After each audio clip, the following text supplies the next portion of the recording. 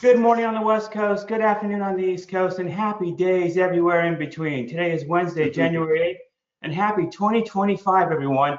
Let's make it an amazing year together. I'm John Yarrington, CEO of the Performance Driven Marketing Institute, a 501c6 not-for-profit trade association dedicated to protecting, promoting, and advancing the direct-to-consumer and performance-driven marketing industry.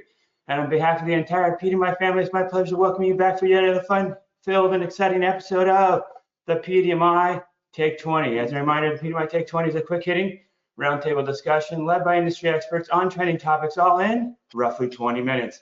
Today, we're joined by four amazing industry leaders, including Rebecca Barr of RLB Consulting, Carey Chase of Modus Direct, Tara Franceschini of LiveRamp, and Mark Orton of Kingstar Media. And together, we'll be looking at an array of media options available for performance brands in 2025. However, before we get started, please allow me to do a little housekeeping. If you'd like to ask a question, and we encourage you to do so, please use the questions tab located in your control panel. Also, please note you're welcome to ask questions throughout today's conversation, but we'll hold all replies to the end of today's discussion. Alrighty, folks, with that said, it's my pleasure to introduce today's moderator. Tony Danza calls him the boss. He's the fearless Chris Foster. Chris is Vice President of New Business at Modern Postcard, a direct marketing agency located in Carlsbad, California. In addition to his day job, he teaches brand strategies at UCSD Extension courses, and he's the chairperson of the PDMI's Brand Response Council. As always, Chris, it's a pleasure to have you here today. Thank you. And for the 105th time, because today is the 105th episode, take it away, my friend. Take it away.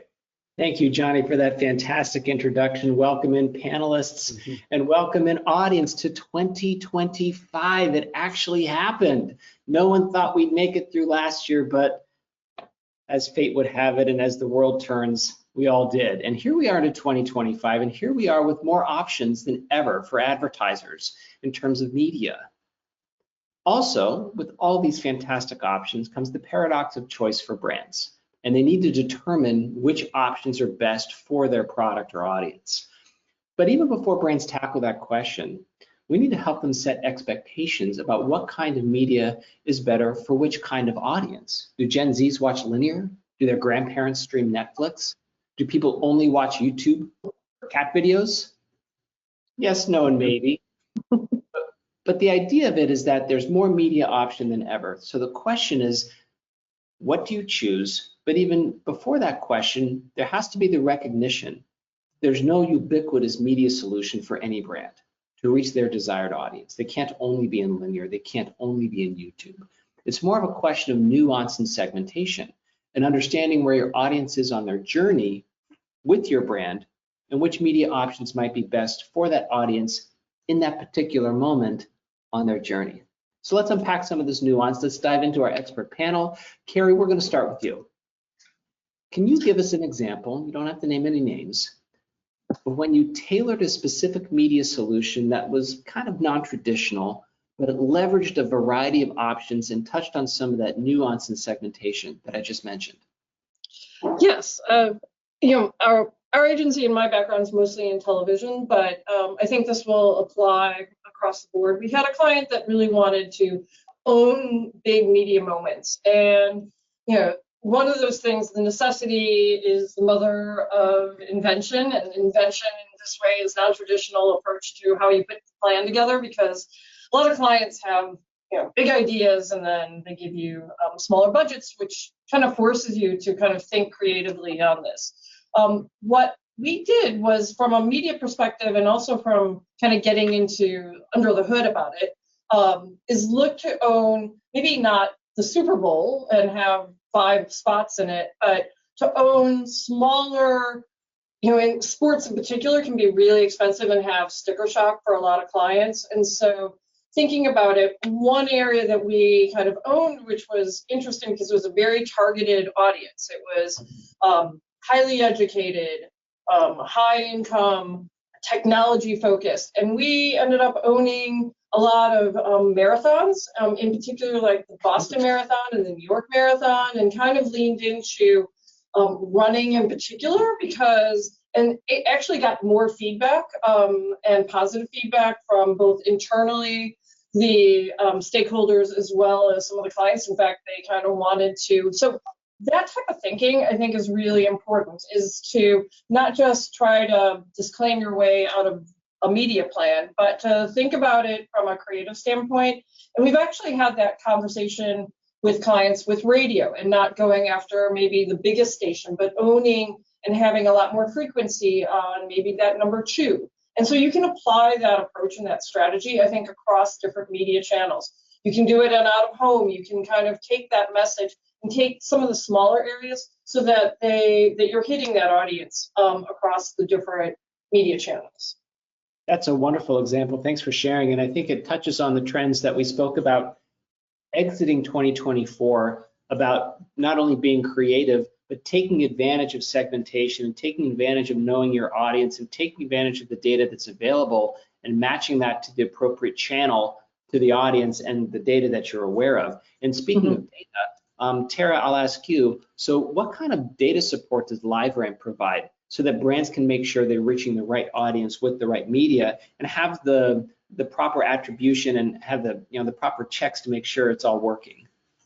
Right. So with marketers facing increased pressure to prove ROI and budgets continuing to be trimmed, teams need to justify every dollar. So to combat that, data-driven strategies have become a priority, but there are on average 28 different data sets that are required to kind of manage and see this impact. So it's a real struggle to accurately measure cross-channel return on ad spend. So that's kind of where LiveRamp comes in.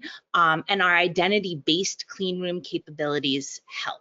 The interoperability of clean rooms bring together these cross-platform data sets in a unified manner so you can connect dots between media exposures, in-store visits, online purchases, and every other touch point you want to record. So by combining this conversion data with historical ad spend, marketers can now make more insightful data-driven decisions on how to proceed, like finding high performers, whether that's programmatic, CTV, mobile video, or retail media, or to what Carey was talking about, knowing which ad creative drives the highest conversion. Snapchat, for example, uses data clean rooms to match more website conversion signals to its exposure data, helping advertisers refine live campaign targeting towards the most engaged users, which has proven to lower customer acquisition for specific companies by about 10%. That's a double-digit cost reduction based on the use of clean rooms, which is pretty impactful support. So I would say, using clean rooms to kind of measure holistically and utilize data for those data-driven strategies is how we're kind of supporting this. Oh, I love it, because what it means is that as a brand, you don't have to be overwhelmed with the variety of media choices and figure that you're going to get lost in the sauce, because you're able to consolidate and converge some of that data. You mentioned programmatic, Tara, and I'll ask you, Mark, when you work with clients and you're talking about programmatic advertising versus other approaches, what are the main differences you're talking to them about and the benefits of one tack or channel versus another? Yeah, no, it's a great question. You have to talk to your client and see what their, what are their KPIs, what are their goals, what are they after? Or are they after something that is like, hey, we just want more conversions, we want more acquisitions, versus which is another client that's like, hey, you know what, we really want to get more brand awareness. We want people just to remember who we are.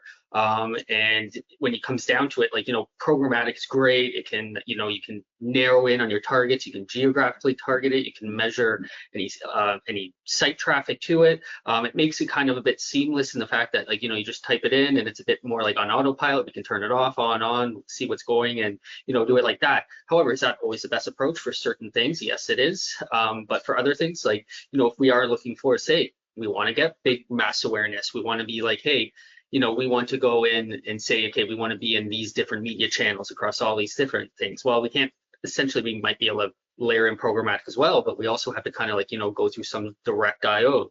We might have to talk to some vendors and be like, okay, what can you give us? We have a client who really want to get out there in mass awareness. Are we going to, do some out of home? Are we going to do some TV? We're going to do some radio.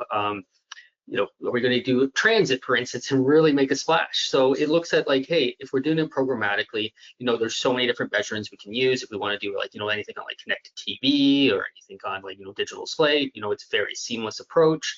But when it comes down to is like, what is the client's goal and what are they trying to accomplish? So when we look at those two different things, it's like really, you got to sit back and be like, okay, what are we going to do programmatically and what is going to really require some like thought and knowledge and, thought into going into like what is like a brand awareness or, just straight up, like DR kind of like performance marketing approach.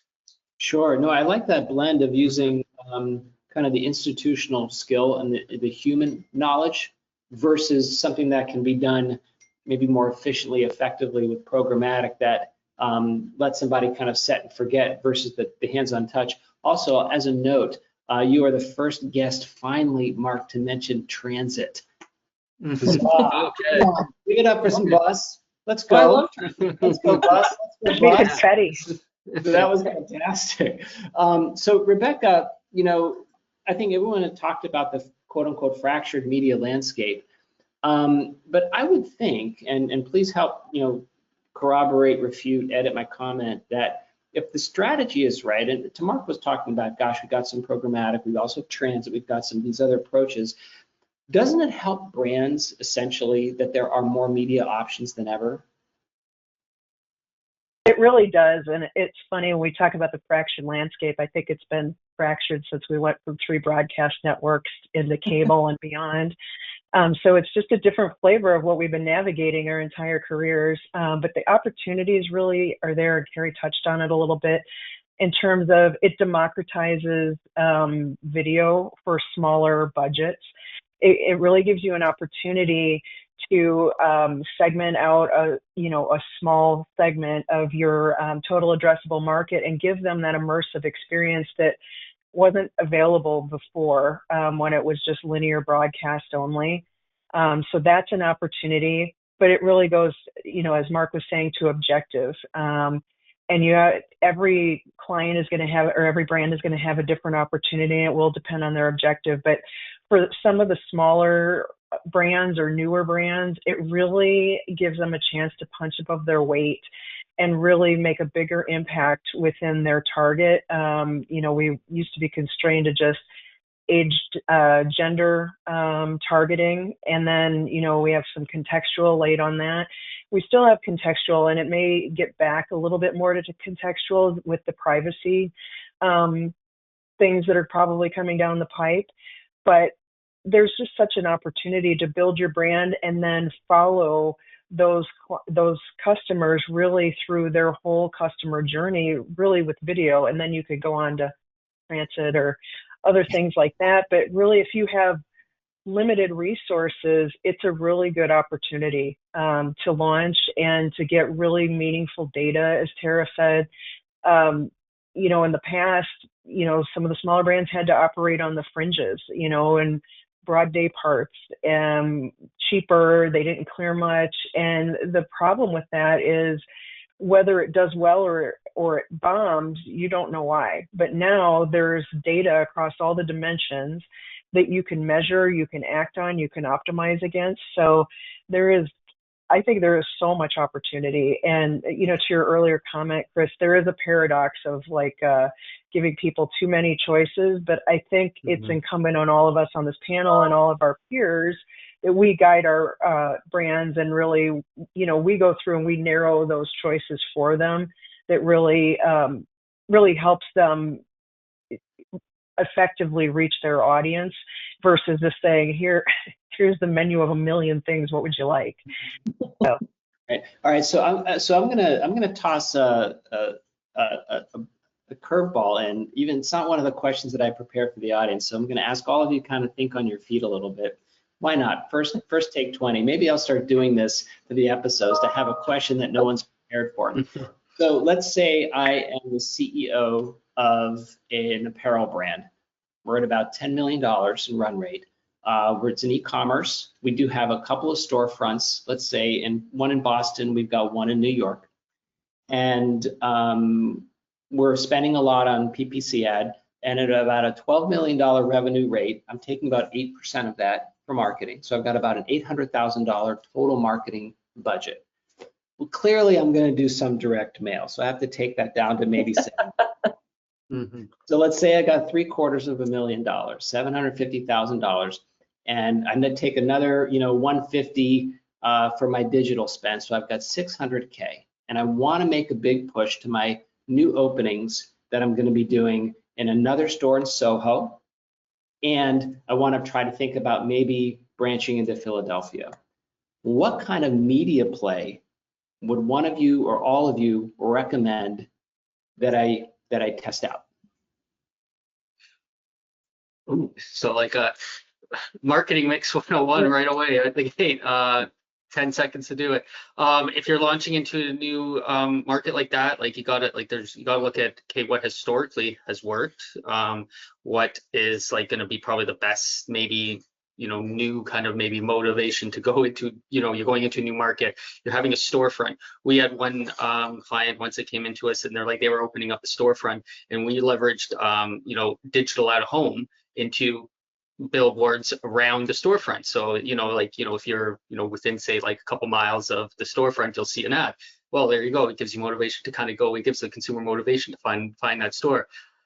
So there's so many different ways to actually kind of go about it. But that's that's one way to go about it. You can look into localized radio, localized TV, localized connected TV. This is where you can leverage some programmatic, right? Obviously with that. So, trying to make a splash, it depends, how much you're willing to go in to succeed. The question then, and then maybe someone else can answer that. I've got 600,000 in budget. How would you recommend I allocate that spend in terms of what would be a big push? Is this big splash or a test, or do I eke that out over 6 months? What would be an approach that you would say? I think 6 months might. Oh, go ahead. Oh, no, go ahead, Carey. Oh, no. You start. Okay, I think you need to concentrate it because you have a limited spend. You need to concentrate it close and build that strategy around those store openings. And then you could get really specific and start with some reach media just to build that brand awareness, but you don't have a lot of money to just go exclusively brand.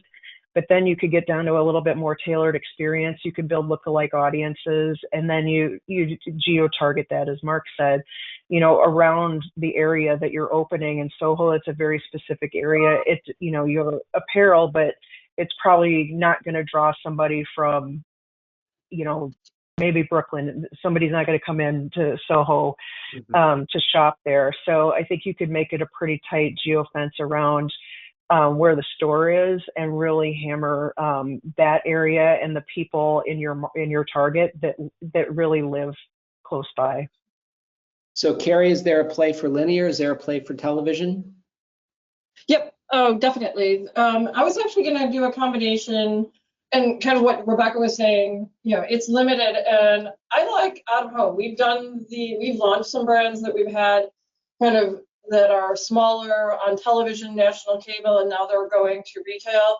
And we relied on a combination of, direct response television, CTV to get that narrow, kind of broadcast. So you're still within the area and it's a reach by, but then you get targeted with the CTV. And then you add, it could be transit, like something for Soho, that would be efficient, or out of home really kind of works well. And you could even we've done some experiential, kind of guerrilla marketing, where it could be very much, if you have an event of some sort that you want to advertise, or segments that you can host, kind of almost a PR that a lot of TV stations and the broadcast, it used to be kind of a church state situation that now we can help you, get 2 minutes, 4 minutes to talk about, a special event that can also kind of galvanize everything and bring it all together.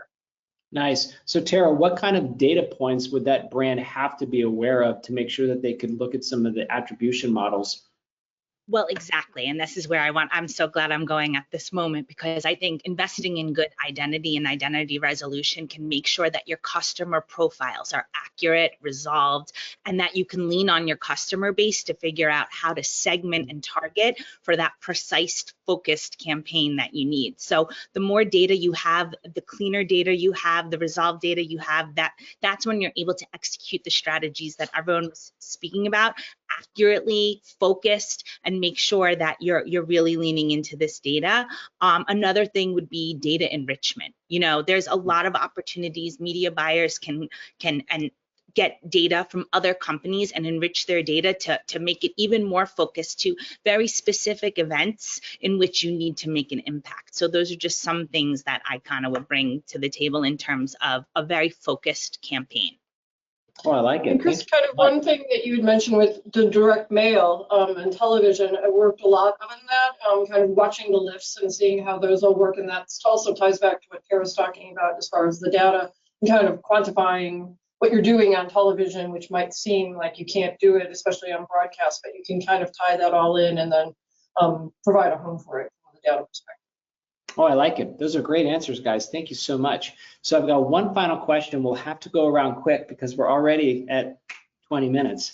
For 2025, going into this year, as you're advising their planning for your clients, what is the one thing in particular that you really want to pay attention to? Rebecca, I'll start with you, and then we'll go around to Mark, Carey, and Tara. Start with Carey. I'm just kidding. I think the one thing that people need to pay attention to is really just, again, the proliferation of opportunity here that, you know, goes beyond TV. There's more niche streaming and all of those things that are going on. And there's opportunities, and Carey touched on this earlier, to really own a spot of that. You can do things with sponsorship and, you know, that really draws people in a meaningful way. So I think that is something really to keep in mind as you're allocating your budget for 2025. Awesome. Mark? I think like one of the things that kind of stand out to me is it kind of comes down to like market trends and the economic climate and how I guess the new government in the States and the soon to be new government up here in Canada as well are going to kind of like affect things and how it affects how business is being transacted. Like, you know, you hear Trump Act going off about tariffs and all that. Will that have an effect on any marketing plans and anything like that? So I think it's a little bit more outside the, like, you know, how we're executing actual media, but I think it's something to pay attention to in terms of like the whole economic climate and business world, and if it will affect anything in the marketing world, because there's always a trickle effect. That's a beautiful answer. Carey? I would say to act, you know, kind of plan, but act and get the data and start to work. It's a great year. There's no Olympics. There's no political, you know, to deal with. And so it's kind of a, you know, from that perspective, I think that there are a lot of opportunities. We have a lot of clients that kind of get that analysis paralysis and, you know, kind of think, and I think it's really, you know, clear your calendar, get going, and then we can always adjust, always save a little, you know, plan, but save a little bit for some opportunistic media. Oh, I like that. Tara, wrap it up. Yeah, and I would say getting started with data collaboration, thinking about enriching your data through collaboration, and the more balanced relationship that this could create between media buyers and sellers, recognizing that the data that these companies have has value, and when you collaborate with media companies, you can take away a lot of insights to kind of drive business and drive revenue. I love it. That's fantastic. Wow, what a great way to start 2025. Fantastic. I have one last thing, Chris. I'm so sorry. I meant to mention, like, I would advise them really to lean into AI to create that more tailored experience in a quick, you know, easy to launch manner. That is an entirely new episode, Rebecca. So we'll have to be back and talk about AI and creative. Johnny, it's already 11:25. We'll probably have some questions from the guests. We got some great questions to start the new year. Let's see if we can sneak in through them with some quick answers. Let's start off with a media channels question. Among the wide array of channels available to buy in 2025, which channels are clients asking about the most, and why do you think that is?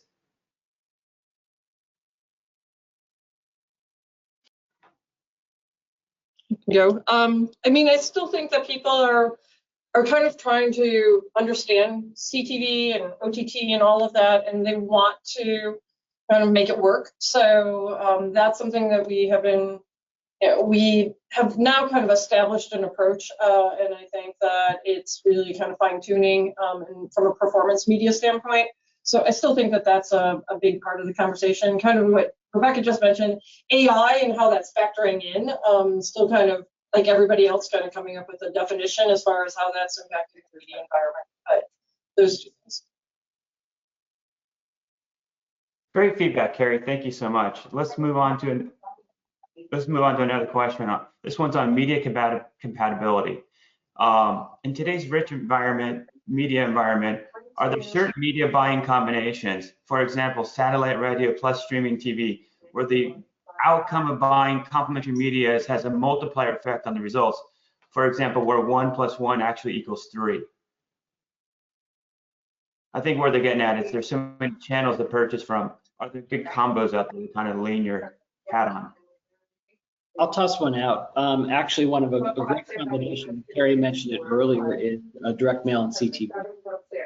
Because what you can do with CTV is have a very targeted audience, and especially if it's geolocated, you can actually figure out where specifically via carrier routes, zip codes, or other plat lines are being delivered those CTV ads. That actual audience list and those actual households can be translated into a direct mailing list, and vice versa. You can take that direct mailing list, turn that into a list of IP addresses to launch CTV ads. And what you get is the best of both worlds. You get a connected television ad that creates awareness and maybe some response vehicle via QR code, but you get that in the hand kitchen moment, kitchen table moment discussion of direct mail that hangs around the house until you decide to act. Right, where the CTV ad will come in and out with some frequency. That direct mail piece will be persistent. So you have the digital awareness piece and the high response direct mail piece. So that's a nice combo. Yeah, that's a nice tag team there, Chris. Thank you very much. I appreciate that. Let's see if we can move to the final question here. And this is kind of a fun one. Maybe you guys all want to jump in on this. Does anyone have a crystal ball prediction for the media marketplace in 2025? Any breakthroughs that you see coming through? I definitely see more, like I'd say on one thing, I'd probably see more sports going the streaming way, as we're kind of seeing that. That's one big thing we're always seeing, like, the WWE just started with like Netflix. We're seeing the NFL go with Netflix. Up here in Canada, we're seeing hockey go with Amazon, and the rights are up for renewal, I think, after next year. I think like that's one to really pay attention to and take a look and see, what happens on how they integrate that. And kind of to lean into that, the shoppability of CTV. So similar to what Amazon did on Black Friday, like with the QR codes and making it super easy to buy the products from, an ad on CTV through your mobile phone, tying to the commercial before, with those two kind of strategies coming together. I think shoppability and the shoppability of ads and the impact of them is going to be a huge one. Before we go, I just want to point out to Mark that not only did he do transit, but he also classified WWE as a sport. Yeah, come on. Mark wins the day. There you go. All right, I'm going to come on back in and join you guys to close things out. Phenomenal session. Way to kick off 2025. Rebecca, Carey, Tara, Mark, and Chris. Great conversation today. Thank you so much. Well, folks, hope you enjoyed today's conversation as much as I did. Before we close out, I'd like to take a moment to invite you to join us at our next episode of the PDMI Take 20, hosted Wednesday, January 22nd at 11 a.m. Pacific, 2 p.m. Eastern. I'd also like to remind you that PDMI Spring Conference, that's right, Spring Conference, PDMI East, is scheduled for April 7th through 9 in Miami. So if you're feeling a little cold and snowy and rainy and windy right now, just think where you can be in April. The beaches of Miami at the Eden Rock Hotel. Conference attendees will save nearly $300 per night at the Eden Rock Hotel room rate through the PDMI group link. To get your attendee badges and hotel rooms, please visit thepdmi.com. That's thepdmi.com. Thanks again, everyone. Make it a great day and see you next time.